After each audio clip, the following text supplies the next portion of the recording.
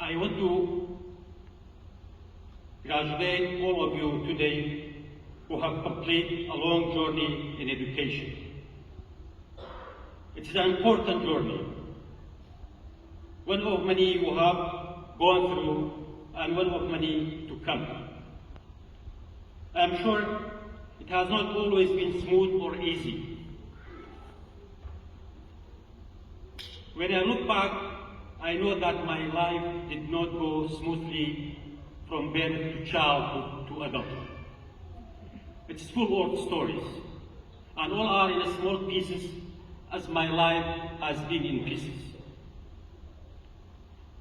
And I would like to share a few pieces with you today. It was a cold February day in 1998 when I, along with my wife and 3 children, landed at the Edmonton International Airport. Of course, we were easily spotted holding our United Nations for refuge bag. Our settlement officer quickly found us. Our home was in a suitcase, our pocket empty, our heart full of dreams.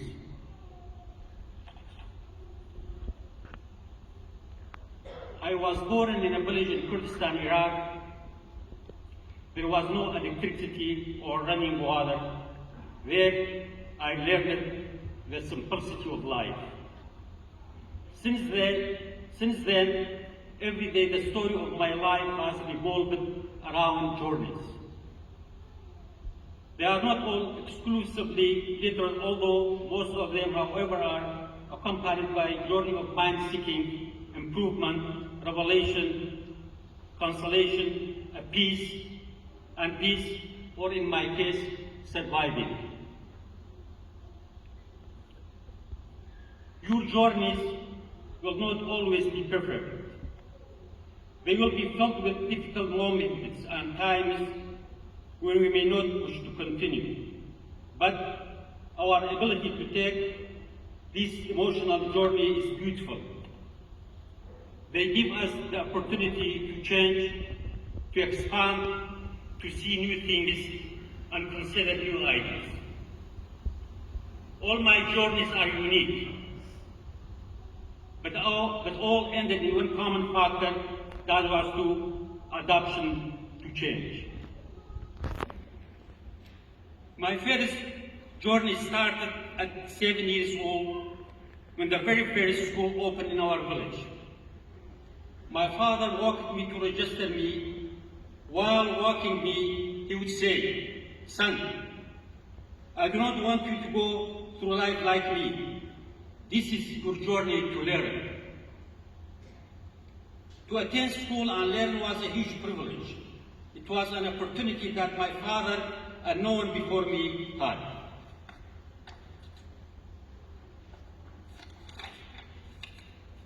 This journey was short-lived. I did not get to finish first grade before the war started and burned our village, burned our school, our books, and my dreams. My family was forced to flee our little village to a big city in Kurdistan, Iraq. Slowly our life began again. This would be another journey from familiar life in innocent village where I knew all my neighbors, making an identity that was a part of every street corner and alley, into a city I knew nothing about. I started my journey toward knowledge and self-improvement again. In high school, the home I was in was too far crowded. I knew I would need to go to the library if I wanted to get any studying done. Finding the library was magical for me. You would enter the building through a revolving glass door, which was the first time people saw a revolving door in the city. Some people would come from all over just to walk through the revolving door. I never had the opportunity to attend any creative writing classes. Reading literature books slowly turned into love of writing. I was influenced by Western literature, prose, took poems for a dance. This quote of Paul Valery inspired me to write prose. I remember my mother used to worry about me, that I would spend all day surrounded by books. She used to ask me why I spend time with books while other boys my age focusing on playing outside with their friends.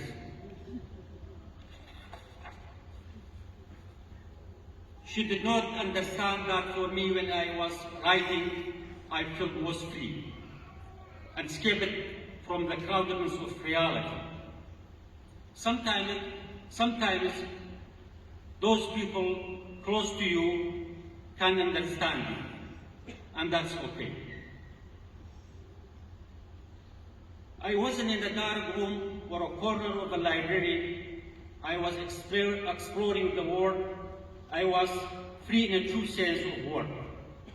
That's writing. It's uncensored freedom. But that uncensored freedom was interrupted by a dictator regime. That was difficult for a young writer to express deep feelings and ideas. Often I would express myself through symbolism to avoid censorship.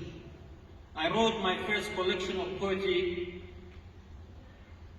Dance in the Evening Snow, in 1979. The book had gone through an extensive review by the regime, and many poems they did not like was removed. Saddam Hussein was governing people from the perspective of military. I turned my beloved library into prison. 7 years after release of my book and many other publications, I was arrested by secret police in 1986. And in a horrible, twisted of tragic comedy, I returned to the library, this time not with the same excitement of reading books, but as a blindfolded prisoner, beaten down, handcuffed, and humiliated. The cell we were present in was built for 20 people, but they crowded 60 prisoners in that cell. We had to stay sleeping on one side. At night, we were like sardines in the can. I spent 2 years in prison without a trial or a lawyer. We were pardoned on Saddam Hussein's birthday as a sign of his funny humanity. But the fear of inhuman treatment never left me. Years went by and a lot happened in between, often unpleasant and inhuman. I had enough. I was ready to embark on a new journey that I read about in books. I trusted smugglers to help me find a new home. I found myself in Turkey. There I claimed refugee at the United Nations and was offered lifeline in Canada. I remember in grade 9, my geography teacher described a distant place called Kenneda. Often described the forests, lakes, and beautiful landscapes. I wondered what it was like to find yourself in those forests. I was compelled in my adult years to experience what I imagined at 9 years old. I was committed. Canada would be my home, and the forest my backyard. Our life in Canada was another journey from rebuilding our life from scratch with my family. And through it all, I never gave up on my passion to write. In 2007, I was appointed Canada's first writer in exile. This opportunity opened many doors for me. During this period, I wrote my memoir, The Man in a Blue Pajamas, along with the support of the University of Alberta. The book and a collection of my poems, Trying Again to Stop Time, were published by University of Alberta Press.